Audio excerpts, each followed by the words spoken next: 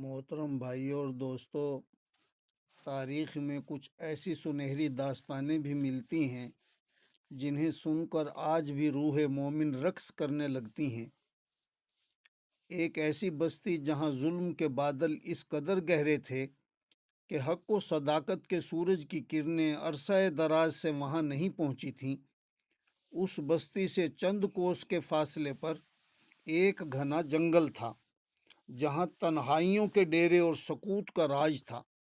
وہاں گھاس پھوس سے بنی ہوئی ایک شکستہ جھونپڑی، اس میں ایک درویش خدائے بزرگ و برتر کی عبادت میں محو تھا۔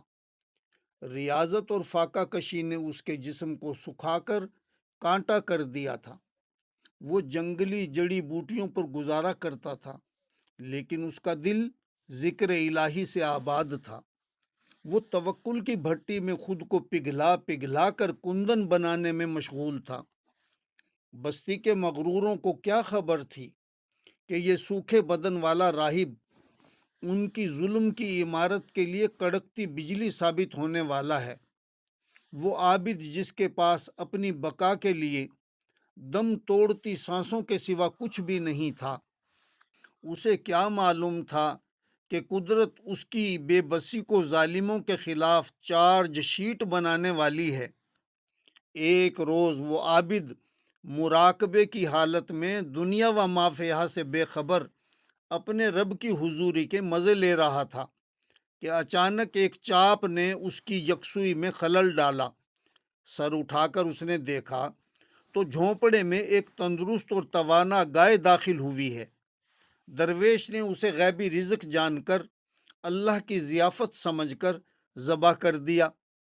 ابھی گائے تڑپ ہی رہی تھی کہ اس کے مالک چند ساتھیوں سمیت ہانپتے کانپتے وہاں پہنچ گئے۔ خون آلود منظر دیکھ کر ان کے تو تن بدن میں آگ لگ گئی۔ انہوں نے درویش کو گردن سے پکڑا اور گھسیٹتے ہوئے حضرت سلیمان علیہ السلام کی عدالت میں لے گئے۔ سلیمان علیہ السلام کے سامنے سارا ماجرا بیان ہوا اور انہوں نے قصاص کا مطالبہ کیا۔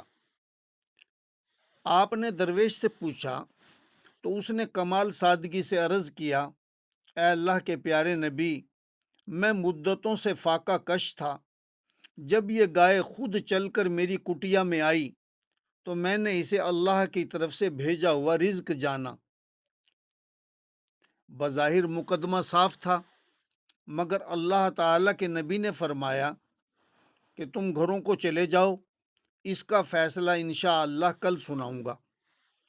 اس رات سلیمان علیہ السلام نے بارگاہ الہی میں التجائیں کیں، اے مالک، یہ درویش تیری یاد میں فنا ہے، اس کے پاس قصاص کے لیے بھی کچھ نہیں ہے۔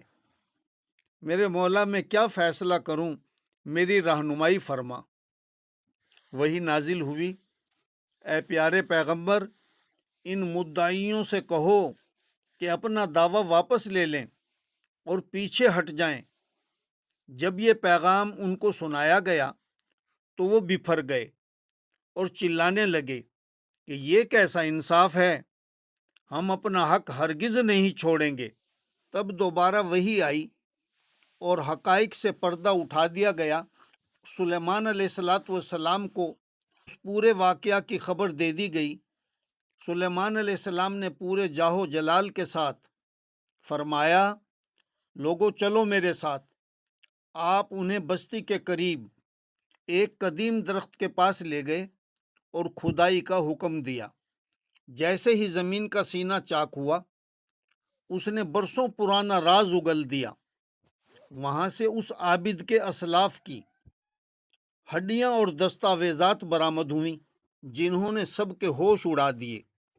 معلوم ہوا کہ ان مدعیوں کے آباء و اجداد اس مقتول عابد کے والد کے نوکر تھے، جنہوں نے اسے قتل کر کے یہاں دفن کیا تھا اور اس کی تمام جائیداد پر غاصبانہ قبضہ کر لیا تھا۔ یہ راہب دراصل اسی مقتول کا وارث تھا جسے ان ظالم قاتلوں نے کم عمری میں یتیمی اور بے کسی کی حالت میں بستی سے بھی نکال دیا تھا۔ لمحوں کے اندر اللہ تعالیٰ کی عدالت نے وہ فیصلہ کیا جو روز محشر کی یاد دلاتا تھا۔ ان ظالموں کی اولاد سے تمام جائیداد، مکانات، مال و متاع چھین کر راہب کے حوالے کر دیے گئے۔ وہی راہب جو کل تک فاقہ مست تھا، آج غریبوں کا ملجا و ماوا بنا ہوا تھا۔ سخاوت کے لنگر چل رہے تھے، اور وہ مغرور اولاد اسی بستی کی گلیوں میں کاسائے گدائی لیے بھٹکتی پھر رہی تھی۔ اس واقعہ سے چند اسباق ہمیں مل رہے ہیں۔ توکل کرنے والوں کی اللہ تعالی وہاں سے مدد فرما دیتا ہے جہاں سے ان متوکلین کو گمان اور خیال بھی نہیں ہوتا۔ پھر اللہ تعالیٰ کی ستاری اور مہلت کا پتہ چلا کہ اللہ تعالیٰ کتنا کریم ہے کہ اس نے ان ظالموں کے اس گھناونے قتل اور غصب پر برسوں پردہ ڈالے رکھا اور ان کی ستاری کی۔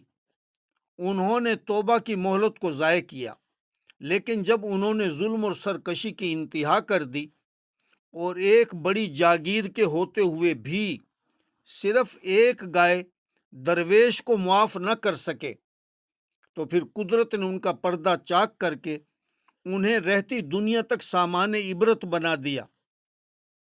میرے بھائیوں، ایک سبق یہ بھی مل رہا ہے کہ جب کمینے اور بدخصلت لوگوں کو دولت ملتی ہے تو وہ ان کے جرم اور ظلم میں اضافہ کرتی ہے، اور جب خاندانی لوگوں کو دولت ملتی ہے، سرداریاں ملتی ہیں، تو ان میں تواضع بڑھتی ہے، اخلاق بڑھتے ہیں، سخاوت بڑھتی ہے۔ ایک شاعر نے کیا خوب منظر کشی کی ہے: جب کمینے عروج پاتے ہیں، جب کمینے عروج پاتے ہیں، اپنی اوقات بھول جاتے ہیں، کتنے کم ظرف ہیں یہ غبارے، چند پھونکوں سے پھول جاتے ہیں۔